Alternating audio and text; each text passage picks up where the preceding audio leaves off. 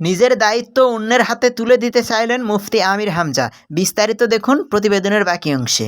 অন্তত জামাত ইসলামের এমপি যারা আছে তাদের আমরা কোনো কাজ ওইভাবে করতে দেব না, তাহলে আগামীতে নির্বাচনে মানুষ ওদের থেকে মুখ ফিরিয়ে নেবে। মানুষ কি এখনো অত পাগল আছে? মানুষ অলরেডি বুঝে ফেলেছে যে এরা তো কাজ করতে চায়, আপনারা করতে দিন না। সুতরাং আপনারা সাথে থাকেন। আমি যেগুলো নিয়ে আসতেছি সামনে অনেকগুলো পাস হয়েছে আর অনেকগুলো প্রক্রিয়ায় আছে।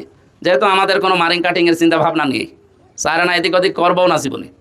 আমি তো কথা দিয়েছি আগেই নির্বাচনের, এখনো বলে যাচ্ছি আমার হলফনামায় যা দেওয়া আছে সায়রানাও আমার বাড়বে না, আর আমার বাড়ার দরকারও নেই। এরকম গ্যারান্টি কেউ দেন? আমি কালকে আপনার হাতে দায়িত্ব ছেড়ে দিচ্ছি, দেন। আপনি তো আরো আমাকে বলেন যে আমরা দায়িত্ব পেলে 6 মাসে 1000 কোটি টাকার মালিক হয়ে যেতাম।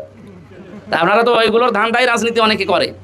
জামাত ইসলামী বাংলাদেশের রাজনীতি এইটা না। একেবারে এই কর্মী থেকে শুরু করে আমিরে জামাত পর্যন্ত প্রত্যেকের কর্মজীবন আছে, সে যে কাজই হোক। রাস্তা ঝাড়ু দেওয়াও খারাপ কাজ না।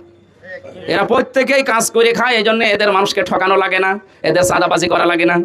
আমি নিজে গ্যারান্টি দিয়ে বলছি, হ্যাঁ কিছু মানুষের বিচ্ছিন্ন ঘটনা বাদ, কিন্তু ওভারঅল আপনি বাংলাদেশ জামাত ইসলামের তুলনায় অন্য কোনো একটা দল দেখা যে সব দিক থেকে পারফেক্ট, আমি সেখানে যাব।